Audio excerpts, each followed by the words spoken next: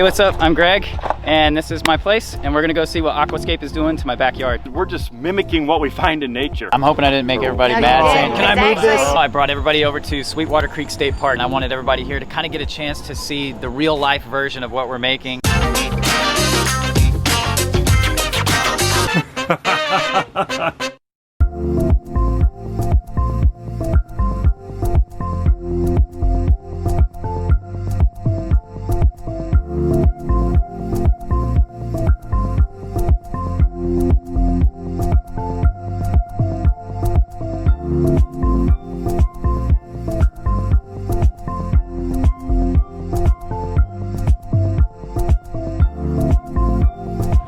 My driveway got a bunch of rocks in it. We had like 3 big semis worth of stuff show up all at once, dump gravel into the street. Probably woke all my neighbors up, but I'm stoked, man.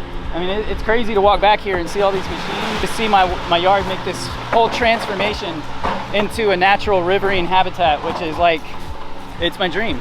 I mean, I never thought it would be happening, and like, now it's happening.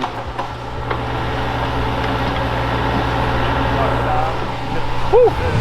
This is not a huge pond. We could have easily had a couple skimmers on this pond. We chose to go with an intake bay because it's better for the animals. So if we have a skimmer box, there's a hole open in the side, you have a pump down in the bottom of it, it's gonna create a suction or a draw of water coming into it. Those turtles are gonna go right into it. Especially riverine species, they're gonna be going with the flow of the water, in and out, going upstream, downstream, etc. So then you're gonna constantly be going in there, checking the basket out and that type of stuff. So we wanted to eliminate that from the equation. We have an intake bay system, but one of the things that's important about this is this little piece right here. So what we did was we created a skimming section to come in. We didn't want this to be at the bottom, deepest portion. We want to have a current of water coming in here. With an intake bay, we're going to have all of these aqua blocks open. It's going to increase that area dramatically for infiltration of water to go through. 2 pumps that we have going in, going to sit inside here. They're going to kind of sweep their way up and around. A couple other things I want to point out. We got a deep hole down here. I was hoping this was going to be a little bit larger,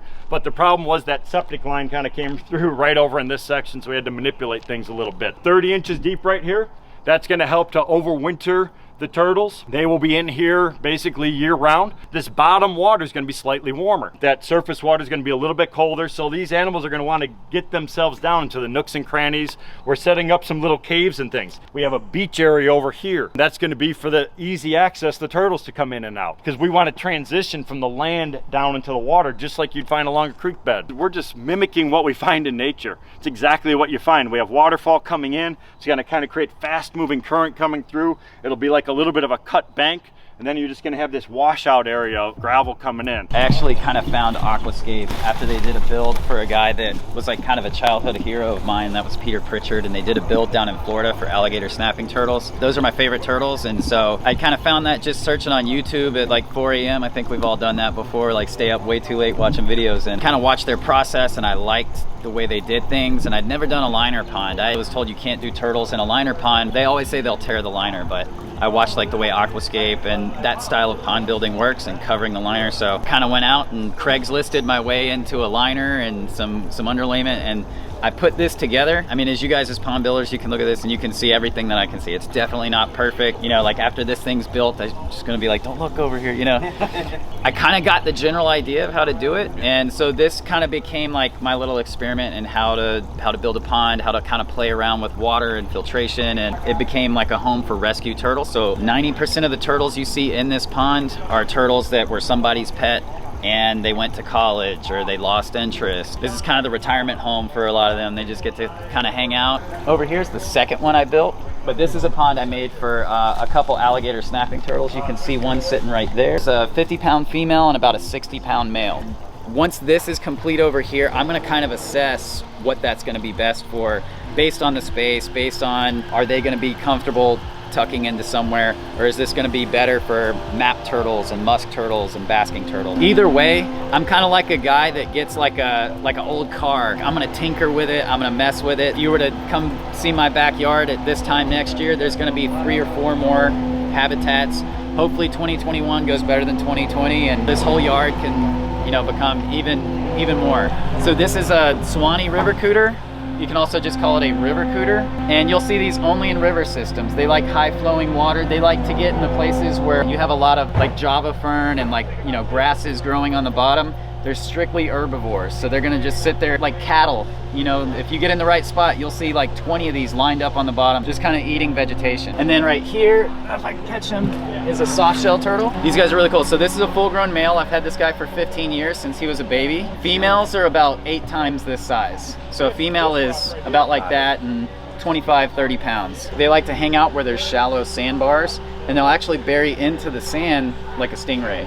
And then over here we have Russian tortoises. Now these aren't native. These are native to like the Mediterranean and Eastern Europe. And it was a little bit cold last night, so I build them these like kind of places like this, and they'll, once the sun comes out, they're gonna come out, start basking and start eating on grass. And these are full grown, so these are a small tortoise. They make burrows. So when it turns winter time, January, and we're getting those nights that in the 20s or the teens, they're gonna make these burrows about that deep. They just go straight down into the ground. I won't see them again until April, unless we get a really warm day, and then they'll come out, just kind of sit in the sun.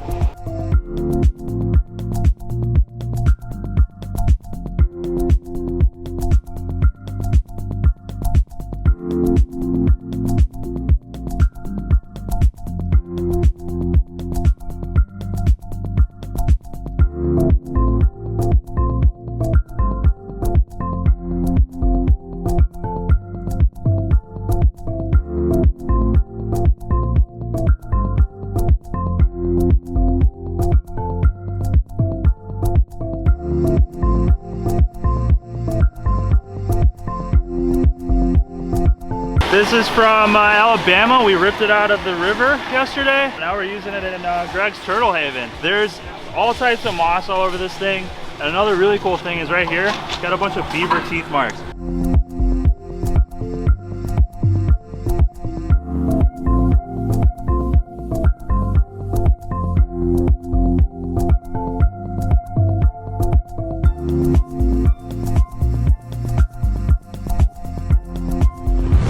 We are playing around with like a log jammy type of a look, and we're trying to create lots of different areas for the turtles to climb up and bask. We want to make that naturalistic look. When we were looking for some of these pieces just yesterday over by the river, this is exactly what you're going to find. Branches falling in, the water just kind of jams them in places, and it really creates a cool look. Well, I mean, not to upset anybody, what would it be like to try this one here? Let's do it. Because yeah, when I grabbed that one, I envisioned it in this corner, because I was looking at the bend in it when I pulled it. I don't know, I'm hoping I didn't make everybody mad saying, can I move this? You know?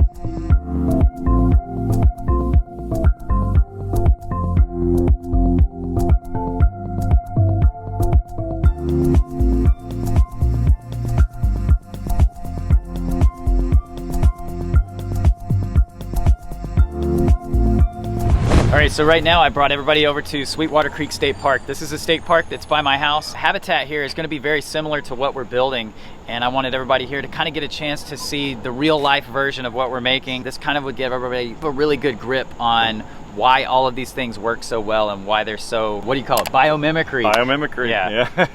That's it. So I'm totally looking forward to this. This is a regular thing for me. Whenever I travel out of town, whenever I'm doing projects anywhere in the world, I'm always looking for those native habitats. I always go to the coastline, lakes, the rivers, the woods, so you can get ideas exactly what the rock structure looks like. I'm totally looking forward to this. It's gonna be fun. All Let's right. get wet. Let's go get wet.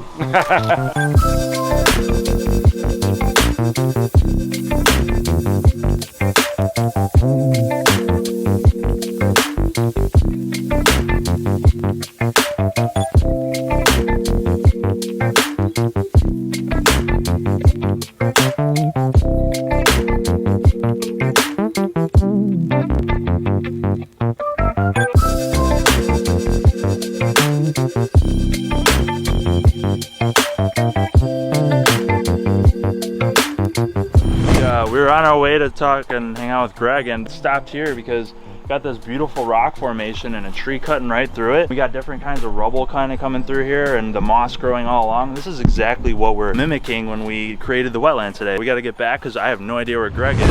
All right, we are in Sweetwater Creek right now. We're looking for some musk turtles as well as river cooters. So this is gonna be a good spot.